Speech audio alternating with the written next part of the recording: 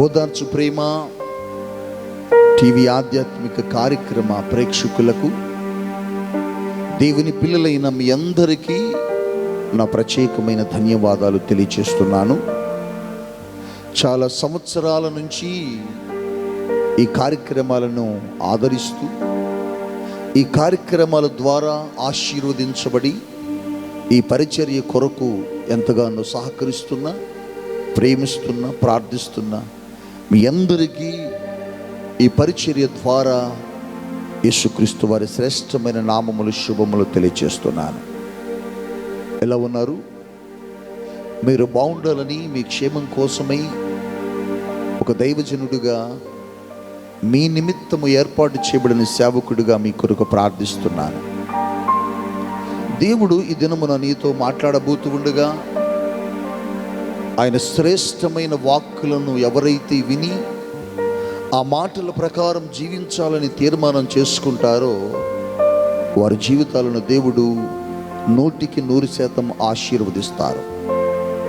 ఈ దినం సందేశము ద్వారా, ఈరోజు ఈ టెలివిజన్ కార్యక్రమము ద్వారా ఖచ్చితంగా మీరు ఆశీర్వదించబడతారని, మీరు దీవించబడతారని, చాలా క్రొత్త సంగతులను, నూతన సంగతులను పరిశుద్ధాత్మ దేవుడు మీతో ముచ్చటిస్తారని, మాట్లాడతారని, మీకు దీవెనకరమైన సందేశాన్ని పరిశుద్ధాత్మ దేవుడు పరలోకము నుండి తీసుకుని వచ్చారని నేనైతే నమ్ముతూ మీ మధ్య మీ మాటల కొరకు పరిశుద్ధాత్మ దేవుని సన్నిధిలో నిలబడి ఉన్నాను. రండి, ఆయన ఏమి మాట్లాడబోతున్నారో శ్రద్ధగా విందాం. బైబిల్ చరిత్రలో, బైబిల్ గ్రంథములో ఎంతోమంది భక్తులను గూర్చి మనం చదువుతున్నప్పుడు అనేక మంది భక్తులు దీవించబడినట్లుగా, ఆశీర్వదించబడినట్లుగా, అనేక మంది దేవుని సహవాసములు నడిచినట్లుగా మనం చూడగలుగుతాం. ఒక రోజున బైబిల్లో జరిగిన ఒక యథార్థ సంఘటన, ఆ సంఘటన ద్వారా ఈ దినమున దేవుడు నీతో నాతో ఒక ఆత్మీయమైన సత్యాన్ని, ఒక ఆత్మీయమైన వాక్యాన్ని, ఆత్మీయమైనటువంటి సంభాషణను జరిగించబోతున్నాడు. ఈరోజు వాక్యము ద్వారా మీరు ఖచ్చితంగా ఒక ఆశీర్వాదకరమైనటువంటి సమయములోనికి నడుస్తారని నేను భావిస్తున్నాను. ఒక రోజున జరిగిన సంఘటన, ఏదెను వనము దేవుడు సృజించి నిర్మించి, ఆ వనములో, ఆ తోటలో ఆదామును దేవుడు నిర్మించి, ఆదాముకి సహకారిగా ఉండడానికి ఒక స్త్రీని ఆదాము ఎముకలలో నుంచి ఒక ఎముకను తీసి తయారు చేసి, వీరిరువురిని కూడా ఆ తోటలో ఉంచడానికి, ఉండడానికి దేవుడు ఏర్పాటు చేసి, వారికి కావలసినవన్నీ కూడా ఆ తోటలో ప్రభువు వారికి సమకూర్చడం జరిగింది. సహోదరుడా, ఆ తోటలో ఉంటున్న ఆదాముకి, హవ్వలకి ఏది కావాలో వారు అడగకుండానే దేవుడే వారికి సమకూర్చడం జరిగింది. ప్రతిరోజు పరలోకాన్ని విడిచి ప్రభువు ఆ తోటలో వారి మధ్యకు వచ్చి వారితో సహవాసం చేస్తూ, పరలోకపు సంగతులను గురించి, పరలోకపు విషయాలను గురించి పరిశుద్ధాత్మ దేవుడు ఆ రోజున వారితో మాట్లాడటం జరిగేది. ప్రతిరోజు వస్తున్నట్లుగానే ఆయన వారితో వచ్చి సహవాసం చేసేవాడు. ఒక రోజున దేవుడు వారితో చెబుతున్నాడు, ఆ తోటలో ఆదాముని, హవ్వని ఇరువురిని పిలిచి, ఈ తోటలో ఉన్న ఫలాలన్నీ మీరు తినండి, ఇది మీ కొరకు ఏర్పాటు చేయబడిన ఫలాలు, ఇవన్నీ మీ నిమిత్తమే ఏర్పాటు చేశాను, వీటిని మీరు తిని ఆనందించండి. కానీ ఈ తోట మధ్యలో ఓ చెట్టును నేను నాటుతున్నాను, దీనికి కొన్ని ఫలాలు ఉన్నాయి, ఈ ఫలములు మాత్రం మీరు తినొద్దు, ఒకవేళ తింటే తిన్న దినమున మీరు చనిపోతారు అని ప్రభువు ఆదాముతోను, హవ్వతోను హెచ్చరించి వారితో మాట్లాడటం జరిగింది. నాన్న, ఎప్పుడైతే ఆ తోట మధ్యలో ఫలాలను తినవద్దు అని చెప్పారో, వారు తినకుండా ఆ తోటలో వారి కొరకై ఏర్పాటు చేయబడిన ఫలాలన్నిటిని తింటున్నారు. ఇలా రోజు దేవునితో సహవాసం చేస్తూ ఆదాము హవ్వలు ఆ తోటలో ఫలాలను తింటూ ఈ మధ్యలో ఉన్న చెట్టు దగ్గరకు మాత్రం రాకుండా దేవునితో సహవాసం మంచిగా కొనసాగుతుంది నాన్న. కానీ ఒక రోజున అపవాది ఆ తోట దగ్గరికి ప్రవేశించి హవ్వతో సంభాషిస్తూ హవ్వను ఆకర్షించి హవ్వను మోసపరచటానికి ప్రయత్నం చేస్తున్నాడు.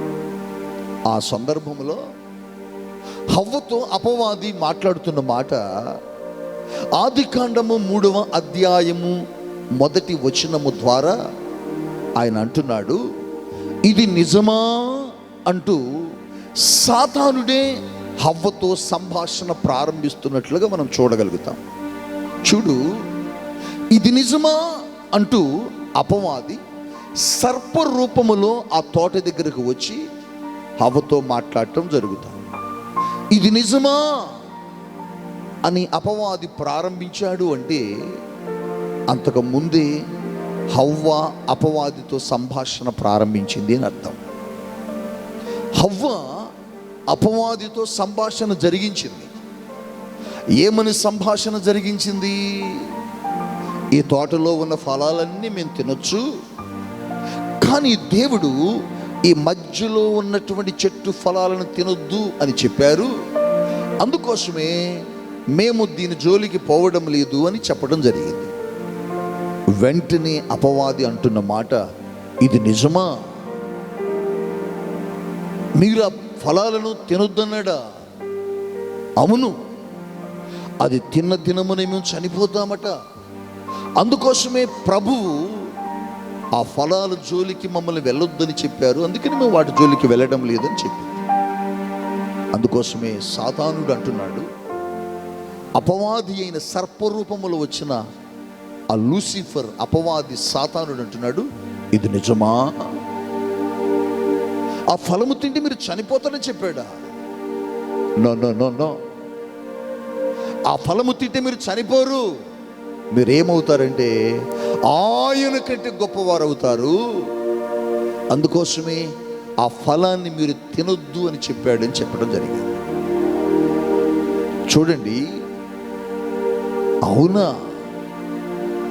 ఆ ఫలము తింటే ఆయన కంటే గొప్పవారం అవుతామా అని అపవాది మాటలకు లోబడి అపవాది ఆలోచనలకు తలయొగ్గి అపవాది ఆలోచనలోనికి హవ్వ కూడా వెళ్ళిపోయి ఆ ఫలాన్ని కోసుకొని తినడానికి వెళ్ళి ఆ చెట్టుకున్న ఫలాన్ని కోసుకొని ఆదాము దగ్గరకు తీసుకుని వెళ్ళి వారిరువురు తిన్నట్లుగా దేవుని యొక్క వాక్యములో మనం చూడగలుగుతాం. చూడండి, ఆ ఫలము తినగానే వారి మీద ఉన్న మహిమ వారిని విడిచి వెళ్ళిపోయినట్లుగా, వారు వట్టి శరీరాలతో ఉన్నట్లుగా, మట్టి దేహాలతో ఉన్నట్లుగా వారు అప్పుడు చూడగలిగారు. ఆ రోజు సాయంత్రం ఆ చల్లబూట ప్రభు వారితో సంభాషించడానికి మాట్లాడడానికి తోటలోకి వచ్చాడు. ఆదామా ఆదామా అని పిలుస్తుంటే ఎవరు పలకడంలే. రోజు పిలవగానే ప్రభువు తోటలోకి వస్తున్నాడు అనగానే ఎదురొచ్చి స్వాగతం చెప్పి పలకరించే ఈ మనుషులు ఆయన వస్తే పిలుస్తుంటే పలకడంలే. ఎక్కడున్నారు మీరు అని కేక వేసేసరికి, అయ్యా మేము ఈ చెట్టు చాటు ఉన్నాం, మీరు ఇక్కడికి రాకండి, మా ఒంటి మీద వస్త్రములేమీ లేవు. వెంటనే దేవుడు కోపడ్డాడు. నేను మిమ్మల్ని తినవద్దు అని చెప్పిన ఫలాన్ని తినమని మీకు చెప్పింది ఎవడు? మీరెందుకు ఆ ఫలాన్ని తిన్నారు అని కోపపడి తండ్రి అయిన దేవుడు ఏం చేశారంటే, నాన్న, వారిరువురిని తోటలో నుంచి బయటకు పంపేశాడు. చూడు, ఎంతో ఆశీర్వాదకరంగా జరుగుతున్న వారి స్నేహం, ఎంతో దీవెనకరంగా ఉన్న వారి సహవాసం, ఎంతో ప్రేమతో వారి దగ్గరకు వచ్చి పలకరించేటటువంటి ఆ సహవాసం ఆ రోజున ఏం చేసుకున్నారంటే కోల్పోయారు. కారణం అపవాది. చూడు బిడ్డ, హవ్వతో అపవాది మాట్లాడేటప్పుడు అసలు హవ్వ అప్పటి వరకు అపవాదిని ఎప్పుడు చూడలే. అపవాది రూపం తెలియదు, అపవాది స్వరం తెలియదు, అపవాది ఎవరో తెలియదు. కానీ అవ్వ చేసిన పొరపాటు ఏంటంటే, ఎవరో తెలియని ఒక వ్యక్తి వచ్చి, ఎవరో తెలియని ఒక స్వరం వచ్చి, ఎవరో తెలియని ఒక రూపం వచ్చి మాట్లాడుతున్నప్పుడు ఆ వ్యక్తి మాటలకు, అపవాది మాటలకు లోబడి దేవునికి వ్యతిరేకమైన పనిని, దేవుడు చేయవద్దన్న పనిని జరిగించి దేవుని సన్నిధి నుంచి త్రోసివేయబడ్డారు. చూడు, అపవాది మాటలు నమ్మారు, అపవాది వారి మాటలను నమ్మేలా చేశాడు. పరిచయం లేని వ్యక్తి వచ్చి చెప్పేసరికి ఎలా విన్నారు అసలు వీళ్ళు? ఎప్పుడు చూడని వ్యక్తి వచ్చి పలకరిస్తే ఆ మాటలు ఎలా నమ్మగలిగారు వీళ్ళు? ఎప్పుడు తెలియని వ్యక్తి వచ్చి, ఎప్పుడు చూడని వ్యక్తి వచ్చి, ఎప్పుడు పరిచయం లేని వ్యక్తి వచ్చి వారికి ఎప్పుడైతే ఆ మాటలు చెప్పారో అపవాది మాటలను నమ్మారు. కానీ వారు ఏం చేశారంటే దేవుడు చెప్పిన మాటను నమ్మలేకపోయారు. అందుకోసమే తోటలో ఉన్న దీవెనను, తోటలో ఉన్న ఆశీర్వాదాన్ని, ఆ ఏదెను వనములో ఉన్న దేవుని సహవాసాన్ని ఆ రోజు ఏమయ్యారంటే కోల్పోయారు. ఈ రోజుల్లో చాలామంది పరిచయం లేని వ్యక్తులు వచ్చి నీతో మాట్లాడినప్పుడు, పరిచయం లేని వ్యక్తులు వచ్చి నీతో ఏదైనా చెప్పినప్పుడు, నీవెప్పుడు ఎరుగని వ్యక్తులు వచ్చి నీకేదైనా చెప్పినప్పుడు ఆ వ్యక్తుల మాటలకు, ఆ వ్యక్తుల ఆలోచనలకు నువ్వేమవుతావంటే అట్రాక్ట్ అయిపోతావు. నిజమే. ఈ రోజున చాలామంది చేస్తున్న పనులు ఏంటంటే, నాన్న, వాళ్ళెవరో నీకు తెలియదు, వారెప్పుడు నువ్వు చూడలే, వారెప్పుడు నీ దగ్గరికి రాలే.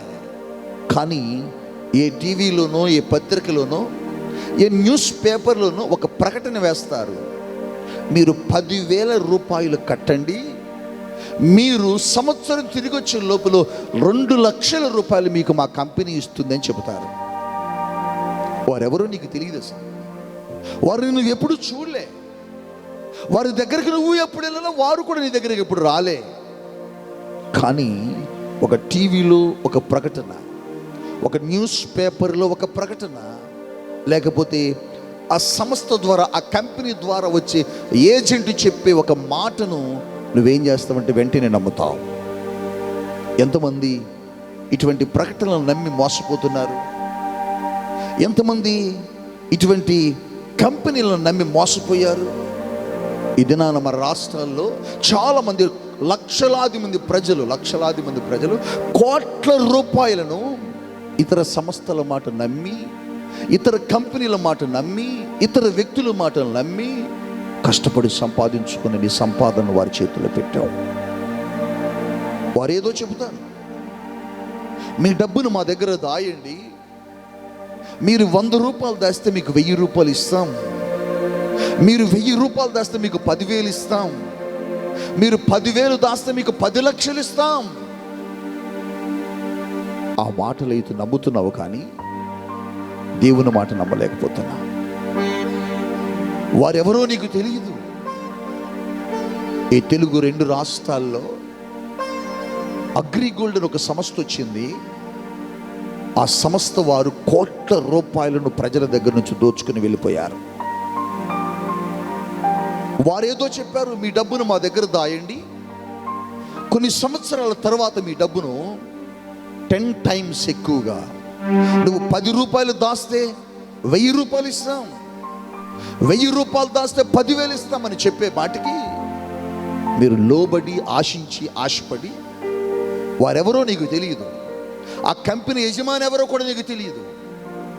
ఆ కంపెనీ యజమాని కొంతమంది ఏజెంట్లను పెట్టుకొని ఆ ఏజెంట్స్ని నీ దగ్గరకు పంపిస్తే లక్షల రూపాయలు కూడగట్టి వారికి ఇచ్చేశావు. ఇలా ఎంతమంది దాచుకున్న డబ్బులని దోచుకొని వెళ్ళిపోయారు. వారి మాటలను నమ్మావు, వారి మాటలను. మరెవడో వస్తాడు, మీ బాబుకి నేను ఉద్యోగం ఇప్పిస్తాను, ఒక 5 లక్షలు కట్టండి, 10 లక్షలు కట్టండి, లేకపోతే ఇంకొక 20 లక్షలు కట్టండి, గవర్నమెంట్ జాబ్ వచ్చేస్తుంది, నేనున్నాను, మీ అబ్బాయికి ఖచ్చితంగా జాబ్ వస్తుందని చెబుతాడు. వాడి మాట నమ్ముతావు. ఎక్కడి నుంచో ఒక నాయకుడు వచ్చి నీ నియోజకవర్గంలో నిలబడతాడు.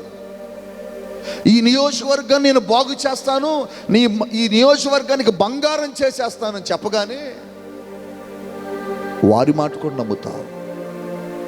ఇలా ఎంతోమంది మాటలు నమ్మి ఎన్ని సంవత్సరాలైన స్వాతంత్రం వచ్చాక మన దేశంలో, మన రాష్ట్రాల్లో ఎక్కడ కూడా అభివృద్ధి జరగటం లేదు బిడ్డ.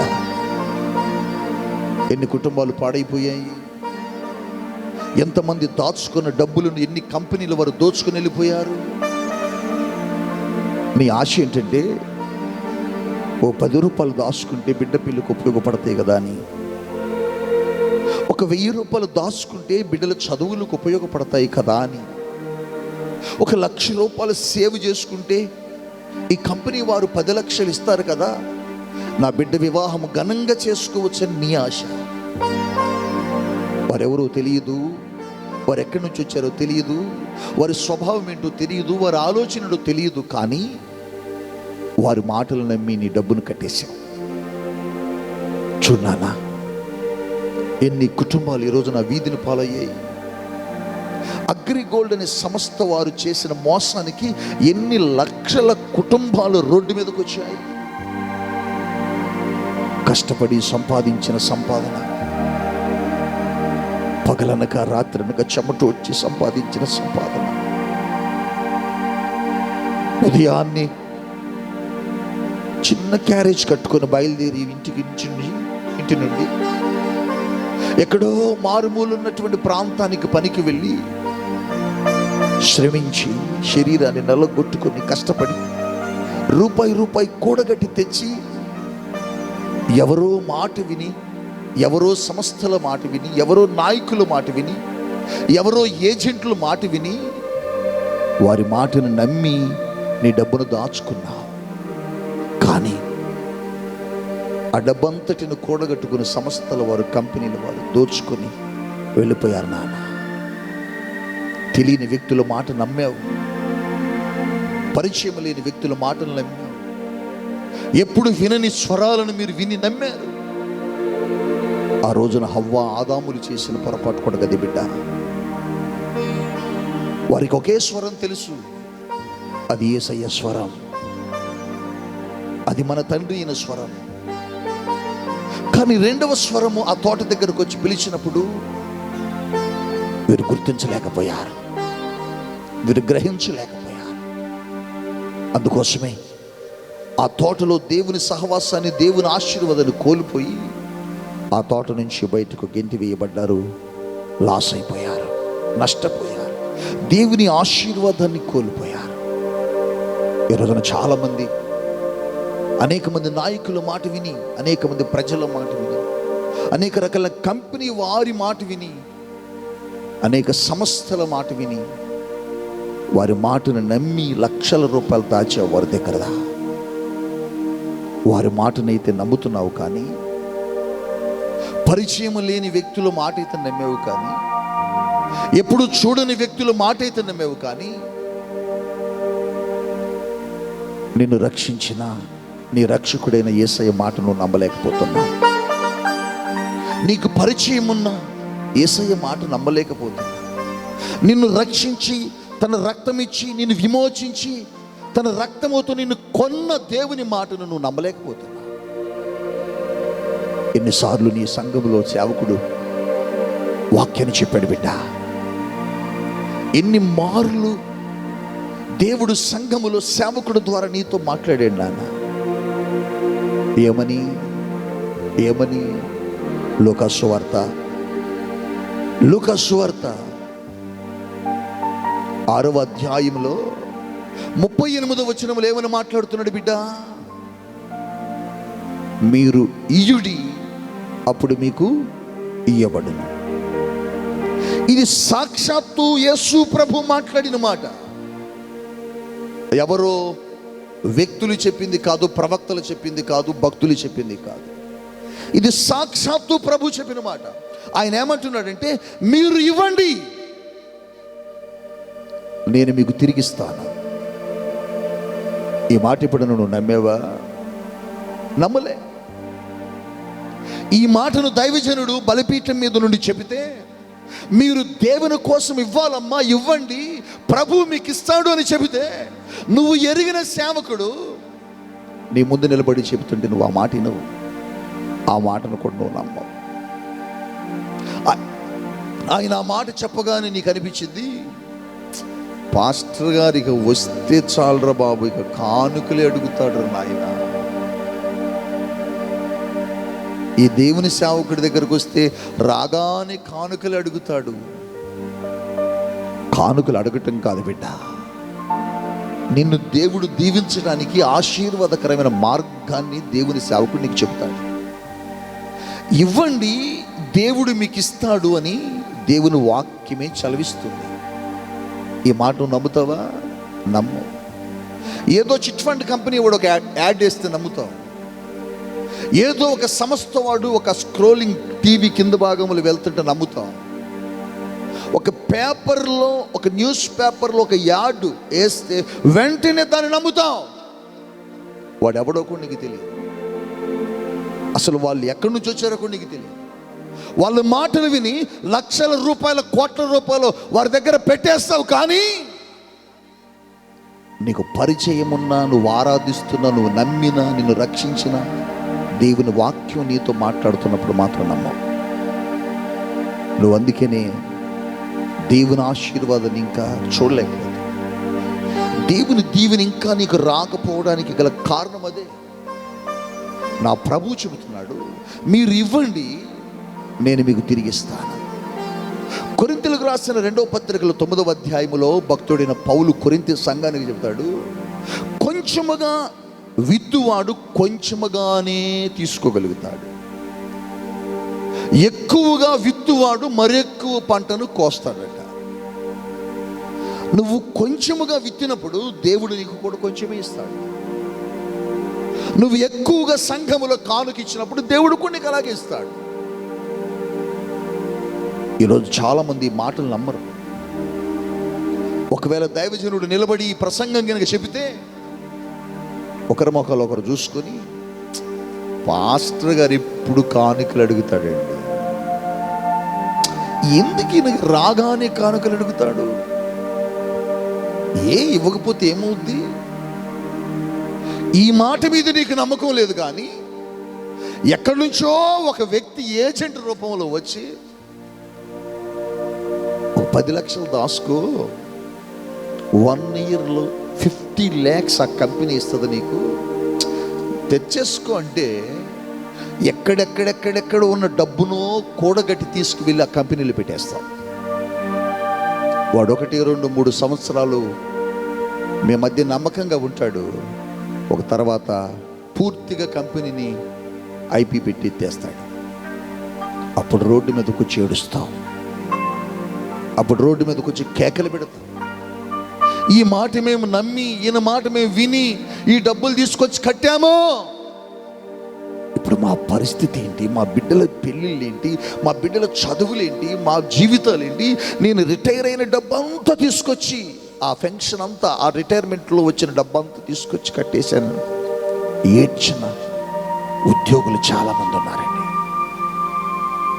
ఒక్కొక్కళ్ళు 20 లక్షలు, 30 లక్షలు, 40 లక్షలు, 50 లక్షలు, 30-35 సంవత్సరాలు కష్టపడి ఉద్యోగం చేసిన తర్వాత ఆ డబ్బు పెన్షన్ రూపంలో లాస్ట్లో రిటైర్మెంట్ అప్పుడు వచ్చినప్పుడు ఆ డబ్బు తీసుకువెళ్ళి ఆ కంపెనీల మాట విని ఆ కంపెనీలకు పెట్టేస్తే, వారు పూర్తిగా ఐపీ పెట్టేస్తే ఆత్మహత్యలు చేసుకున్న ఉద్యోగులు, వృద్ధులు, పెద్దవారు చాలామంది ఉన్నారు.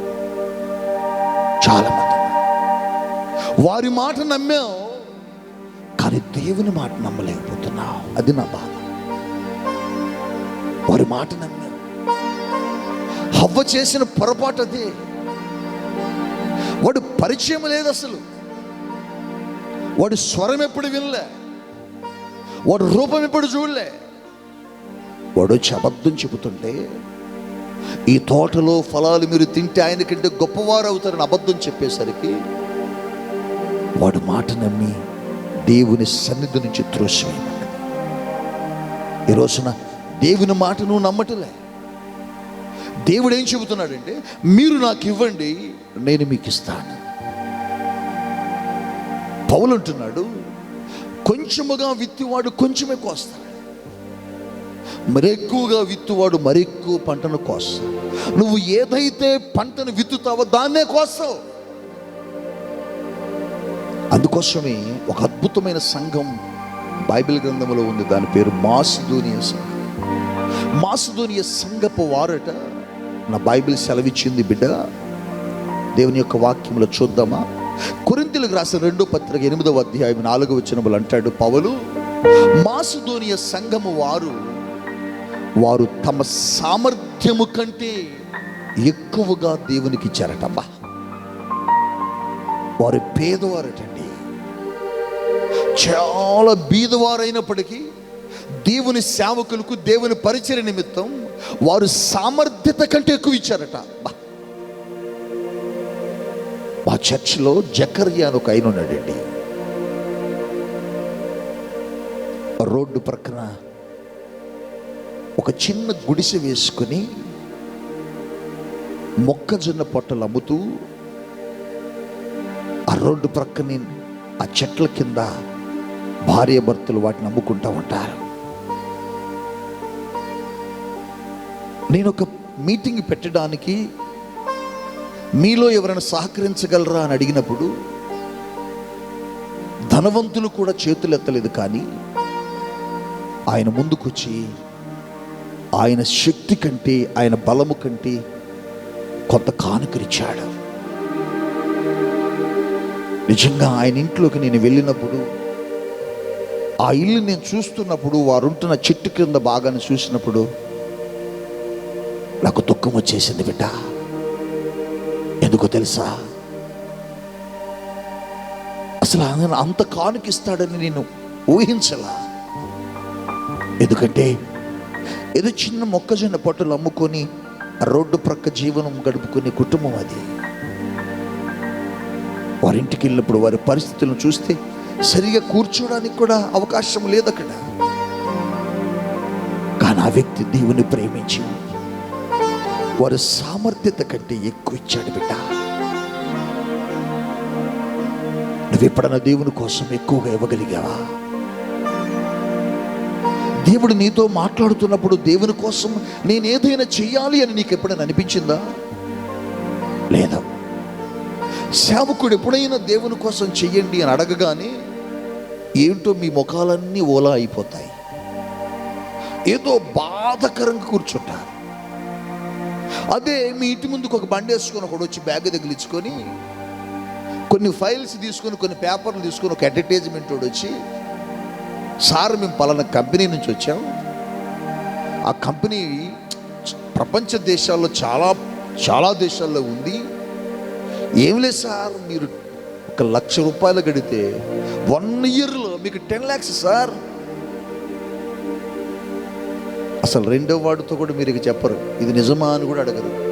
వెంటనే వాడి మాటలు విని మీరు కట్టేస్తారు. ఇలా కట్టి నాశనం అయిపోయిన వాళ్ళు, లాస్ అయిపోయిన వాళ్ళు కొన్ని లక్షల కుటుంబాలు మన రాష్ట్రాల్లో ఉన్నాయి. మాసిదోనియా సంఘం దేవుని పని కోసం, దేవుని సేవకులకు, దేవుని పరిచర్య కోసం వారి శక్తికి మించిచ్చారు బిడ్డ, శక్తికి మించిచ్చారు. ఎప్పుడన్నా నీ సేవకుడికి పని చేస్తున్నప్పుడు శక్తికి మించి ఇచ్చావా? నీ సంఘములు నీ శక్తికి మించిన కానుక నువ్వు ఎప్పుడు ఇవ్వగలిగావా? దేవుడు చెబుతున్నాడు ఒక మంచి మాట. మలాకీ గ్రంథములో 3వ అధ్యాయములో 10వ వచన భాగములు అంటాడు, నా మందిరపు నిధులలోనికి ఆహారం ఉండునట్లుగా మీ 10వ భాగమును దేవుని మందిరములోనికి తీసుకొని రండి. మలాకీ గ్రంథం 3వ అధ్యాయం 10వ వచనము, దేవుని మందిరములోనికట ఆహారం ఉండునట్లుగా నీ 10వ భాగాన్ని దేవుని సన్నిధికి తీసుకురావాలి. తీసుకువచ్చి ఆయనకిచ్చి ప్రభు అంటున్నాడు, నన్ను మీరు శోధించండి, అప్పుడు నేను ఆకాశపు వాకిళ్లను విప్పుతాను, పట్టజాలనంత ఆశీర్వాదాలతో మిమ్మల్ని దీవిస్తాను. గట్టిగా హల్లెలూయా అనండి. ఈ మాట నీకు చదివినప్పుడు బాధ అనిపించింది, కానీ అగ్రిగోల్డ్ ఏజెంట్ వచ్చి చెప్పినప్పుడు బాధ అనిపించలా. ఒక చిట్ ఫండ్ కంపెనీ వాడు వచ్చి చెప్పినప్పుడు బాధ అనిపించదు. ఒక నాయకుడు మోసాలు చేసి బ్రతికేవాడు వచ్చి, నిన్ను మోసపరిచేవాడు వచ్చి నేను మాటలు చెప్పినప్పుడు అవి ఈజీగా నమ్ముతావు. కానీ ఈ మాట నువ్వు నమ్మట్లా. ఈ మాట నువ్వు నమ్మ.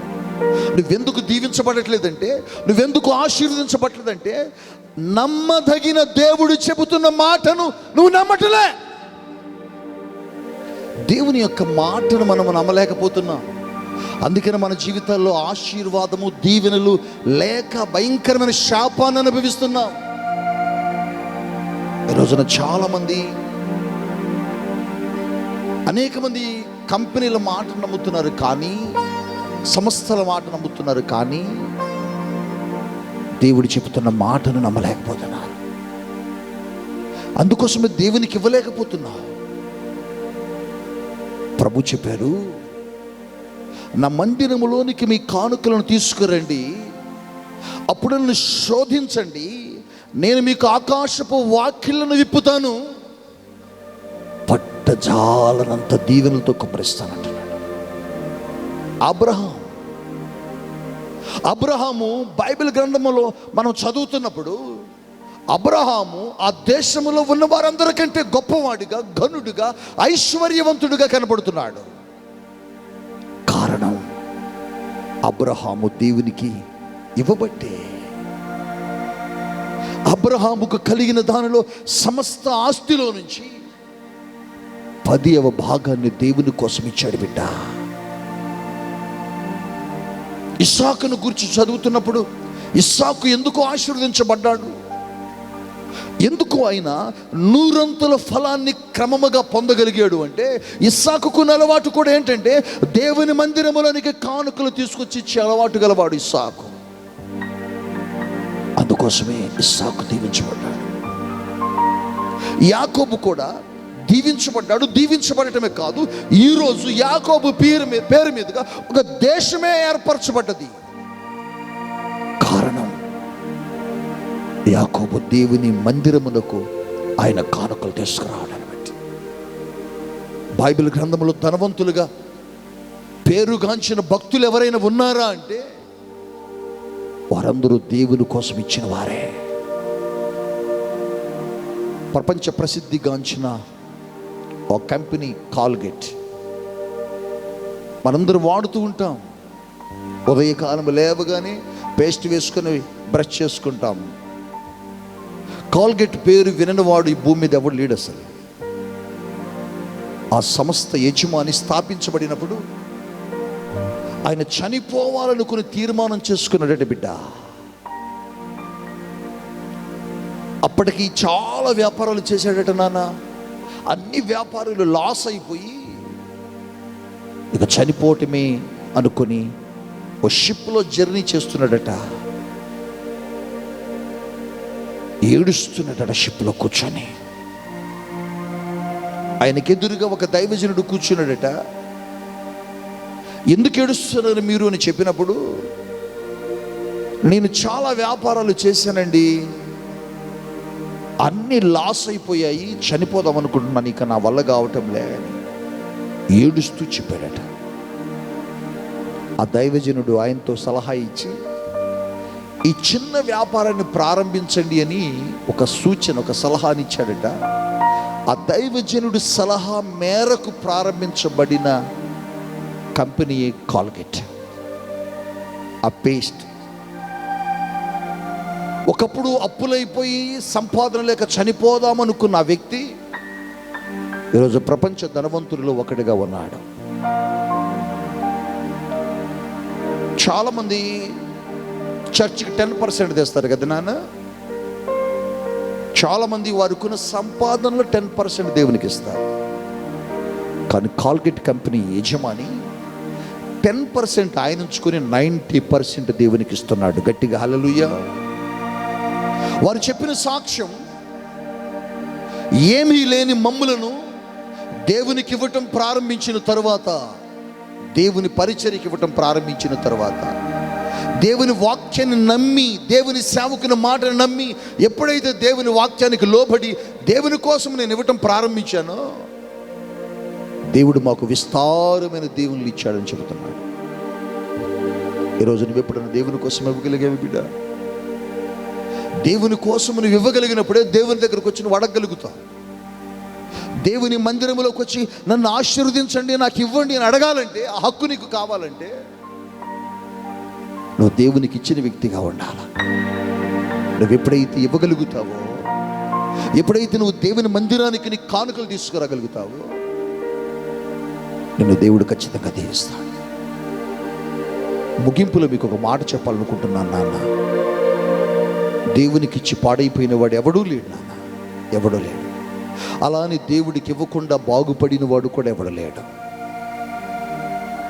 ఈ మాట నీ జీవితంలో ఆశీర్వాదకరంగా ఉంటుందని నేను నమ్ముతున్నా.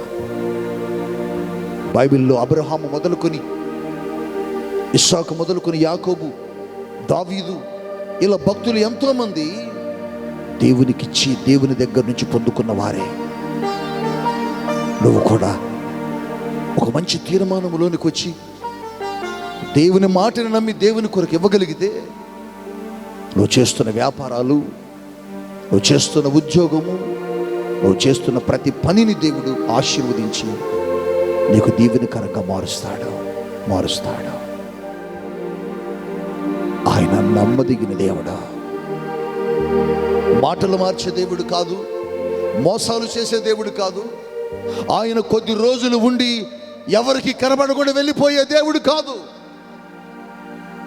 సజీవుడైన దేవుడు చెబుతున్నాడు, నా మందిరములో ఆహారముండునట్లుగా మీ కానుకలు తీసుకురండి. ఇది కొన్ని వేల సంవత్సరాల నుంచి ప్రభు చెబుతున్నాడు. ఈ మాట నువ్వు నమ్మట్లే, కానీ ఎవరైనా వచ్చేదని చెబుతూ నమ్ముతావు. ఎవరైనా ఏదైనా ఇస్తారంటే నమ్ముతావు. ఒక చీర కొంటే 10 చీరలు ఫ్రీ అన్నారు, లైన్ కట్టేస్తాం. ఒక చీర కొంటే 10 చీరలు ఫ్రీ ఇవ్వడానికి వాడి దగ్గర ఏమైనా చెట్లకు డబ్బులు కాస్తానయా? మోసం. ఒక వస్తువు కొంటే మరొకటి ఫ్రీ అని ఎప్పుడైనా అన్నారు అంటే వాడికి ఏం పని అండి? వాడికి ఏం పని? నీకు ఇవ్వాలని అవసరం ఏంటి? దానిలో ఏదో మోసం దాగి ఉంది అని అర్థం. వాళ్ళ మాటలు నమ్ముతాం, వారి ప్రకటనలు నమ్ముతాం, కానీ మన చేతిలో ఉన్న వాక్యాన్ని మనం నమ్మలేం. ఈ వాక్యాన్ని నమ్మలేం. ఈ వాక్యం ఏం చెబుతుంది నీకు? నా మందిరములోనికి నీ కానుకలు తీసుకురా చెబుతుంది. ఇదే మాట దైవజనుడు చెబితే మొక్కలు ఎట్లా పెట్టేస్తారంటే మీరు ఎట్లా పెట్టేస్తారు, బాధపడిపోతుంటారు.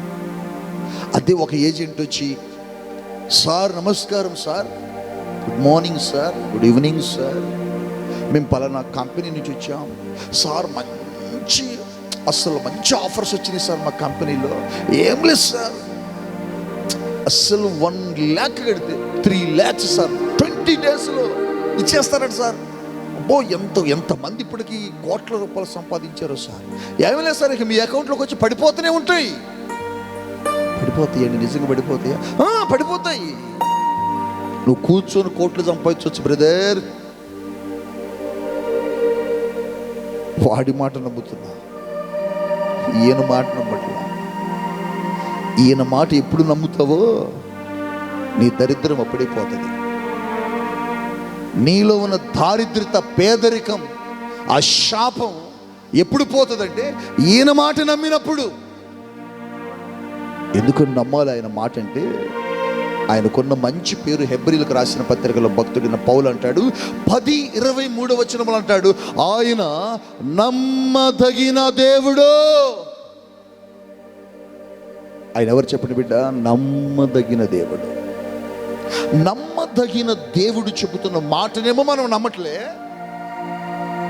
నమ్మకూడని మనుషులు వచ్చి ఏమేమో చెబుతుంటే వారు నమ్ముతున్నాం. మన డబ్బులు, మన సంపదని వారి దగ్గర పెట్టేస్తున్నాం. ఎన్ని కుటుంబాలు నాశనం అయిపోయాయి,